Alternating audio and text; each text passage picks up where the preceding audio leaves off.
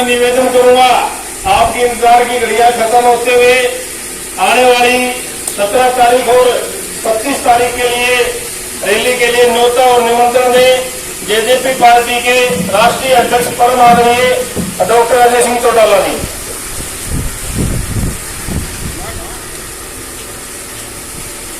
Doctor Ajay Singh Chautala जिंदाबाद जिंदाबाद जिंदाबाद। अजय सिंह चौटाला जिंदाबाद जिंदाबाद जिंदाबाद। चौधरी देवीलाल अमर रहे, देवीलाल अमर रहे। बीजेपी पार्टी जिंदाबाद जिंदाबाद जिंदाबाद। यार शाको जोश में आओ थोड़े है। आदर और सम्मान के योग मेरे समक्ष बैठे ईरान निवासी मेरे सम्मानित पिता पुत्र, दूर घरों में जहां तक आवाज पहुंचे सुन रही माताओं और बहनों, कृषि प्रधान भारतवर्ष के उज्जवल भविष्य बच्चों, हम हमारे दोस्तों और साथ आए जनता पार्टी के हमारे जिला के अध्यक्ष भाई योगेंद्र सिंह जी बागनवाला, पार्टी के तमाम समर्पित वरिष्ठ सक्रिय कर्मठों निष्ठावान साथियों, आज आपके बीच में आने का मकसद आगामी 17 तारीख को भिवाड़ी महेंद्रगढ़ संसदीय क्षेत्र की एक रैली दादरी में आयोजित की जा रही है, उसी का न्योता और निमंत्रण लेकर के आपके बीच में हाजिर हुए हैं कि आप लोग ज्यादा से ज्यादा तादाद में दादरी पहुंचे, अपनी ताकत को प्रदर्शित करें, अपने संगठन की क्षमता को दर्शाएं।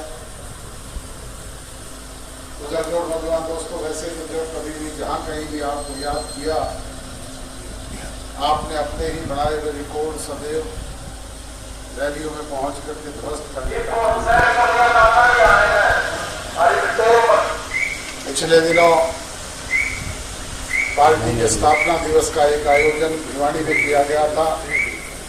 लाखों की तादाद में आपने पहुंच करके प्रदेश के लोगों को ये सोचने में विवश किया कि प्रदेश में अगर किसी का भविष्य है तो वो जननायक जनता पार्टी का। प्रजातंत्र में जनशक्ति सबसे बड़ी शक्ति होती है। सिरों की गिनती से ये फैसला होता है कि कौन प्रभावशाली है, कौन बलशाली। आपको याद हो, जब पुरानी पार्टी ने हमें निष्कासित किया तो मैंने जिनकी पांव धरा पर उनसे कहा था कि भाई ये पार्टी भी आपकी, झंडा भी आपका, डंडा भी आपका, पार्टी का फंड भी आपका, चुनाव चिन्ह भी आपका, 20 विधायक भी आपका, 23% वोट भी आपके। बराए मेहरबानी करके आप इन्हें संभाल करके रखना। हम तो चौधरी देवीलाल जी की सोच को लेकर के लोगों के बीच में जाएंगे, उन्हें अपना नया घर बसाने का काम करेंगे। मुझे ये कहते हुए अफसोस होता है कि जिन लोगों को हमने सब कुछ सौंपा, उन्होंने 9 महीने में पार्टी को धरातल से सरातल पे पहुंचाने का काम किया। 20 विधायकों से संख्या घट करके 1 पे आ गई, 23% वोट से सिमट करके वो 1.5% वोट पे रह गए।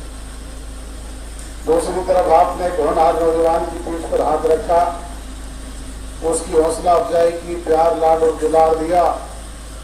पांडु पिटारा की पाउंड दरा पर लाखों की तादाद में पहुंच करके उसकी पीठ थपथपाई। उसने 9 महीने में न केवल पार्टी का एक नया राजनीतिक संगठन खड़ा किया, बल्कि विपरीत परिस्थितियों में 3 चुनाव झेले। कभी लोकसभा का चुनाव आ गया, कभी यूथ का उपचुनाव आया, तो कभी हरियाणा प्रदेश के असेंबली के चुनाव आए। आपका सहयोग और आशीर्वाद था, उसी बदौलत थोड़े से समय में 10 विधायक अपने साथ चुन करके हरियाणा प्रदेश के असेंबली में ले जाने का काम किया। आपने 17.5% वोट भी पार्टी को दिए। उन 10 विधायकों की बदौलत ही हरियाणा प्रदेश के राजभाग में आपकी हिस्सेदारी हुई। जैसे ही राजभाग में भागीदारी हुई, हमारे कार्यकर्ताओं के चेहरे पर लाली आई, उन्हें उम्मीद जगी कि अब विकास के काम होंगे, बच्चों को रोजगार मिलेगा, छोटी मोटी समस्याओं से हमें मुक्ति मिलेगी। परंतु मुझे ये कहते हुए अफसोस होता है कि हम चाह करके भी वो नहीं कर पाए जो आपने सोचा था या हम करना चाहते थे। उसका एक कारण रहा कि एक तो हम पूर्ण बहुमत में नहीं, सत्ता में 20% के हिस्सेदार हैं, और दूसरा जैसे ही सत्ता परिवर्तन हुआ, सरकार बढ़ी, कोरोना जैसी विश्वव्यापी महामारी आ गई, कभी पहला फेज, कभी दूसरा फेज, कभी तीसरा फेज, निरंतर 2 साल तक यही चलता रहा। प्रजातंत्र में जब तक जनप्रतिनिधि लोगों के बीच में ना जाए, उनकी बात को समझे नहीं, जाने नहीं, तब तक उनका समाधान भी नहीं हो पाता। और उस कोरोना काल से थोड़ी बहुत मुक्ति मिले तो आपके सामने किसान आंदोलन चल पड़ा। उस किसान आंदोलन की मार भी अगर सबसे ज्यादा किसी पे पड़ी तो हम पर पड़ी। कानून बनाया, केंद्र की सरकार ने लागू किया, उसको सांसदों ने, ना हमारा कोई सांसद ना केंद्रीय सरकार में भागीदारी। फिर भी जगह जगह जो टोल प्लाजा पे किसान भाई धरना देकर के बैठे थे, वो एक ही बात कहते थे कि हरियाणा प्रदेश की सरकार से दुष्यंत चौटाला अलग हो जाए, मंत्रिमंडल से इस्तीफा दे।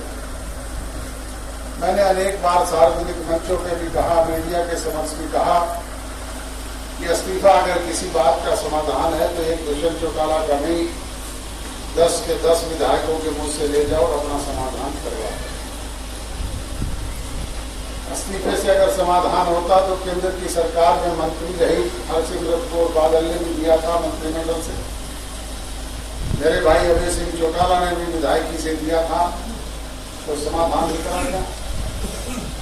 समाधान होता है राज से, ताकत से, सत्ता से, और समाधान निकलते हैं बातचीत के जरिए। आज अगर ताकत में है, सत्ता में है, तो आप जो भी कोई छोटी मोटी समस्याएं हमारे समक्ष रखते हैं, हम उनका प्राथमिकता के आधार पर समाधान हरियाणा प्रदेश की सरकार से करवाने का काम करेंगे।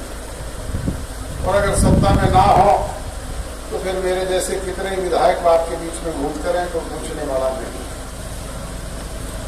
बुजुर्गों और नौजवान दोस्तों, जो पिछले समय में कोर कसर कमी बताई गई है, आगामी समय में उसकी भरपाई करने का काम तो न केवल हम करेंगे बल्कि उसे सवाया करके देने का काम करेंगे। और जो कोई कोर कसर कमी बताई संगठन की दृष्टि से रही है, उसकी भरपाई करने का काम आप लोगों ने करना है। वो अकेला अजय सिंह चौटाला या मंच पर साथ बैठे हुए लोग नहीं कर सकते, वो हम सब लोग मिलकर के कर सकते हैं। इसलिए आप लोगों से विनती और गुजारिश है कि हर बूथ पे पुरुष योद्धा, आजकल महिलाओं की 50% की भागीदारी है, इसलिए हर बूथ पे बूथ सखी और उनके साथ अनुभवी लोगों की टीम गांव-गांव में खड़ी करें, ताकि निकट भविष्य में जब भी चुनाव आए वो लोग संगठित होकर के पार्टी के पक्ष में मतदान करवा सकें और पार्टी को मजबूती प्रदान करने का काम कर सकें। इसके साथ साथ आपसे गुजारिश और विनती है कि 17 तारीख को आप लोग ज्यादा से ज्यादा तादाद में दादरी पहुंच करके अपनी ताकत को प्रदर्शित करें, अपने संगठन की क्षमता को दर्शाएं। और इसके साथ साथ 25 सितंबर को पूजनीय चौधरी देवीलाल की जयंती भी है, जिसे हम सीकर में मना रहे हैं। इस बार आपसे गुजारिश है कि आप वहां भी आए, चौधरी देवीलाल की जयंती को हर्षोल्लास से मनाएं, सारा सभी के दर्शन करें, ठाकुर श्याम की व्यवस्था देखें और अपनी ताकत दिखाएं।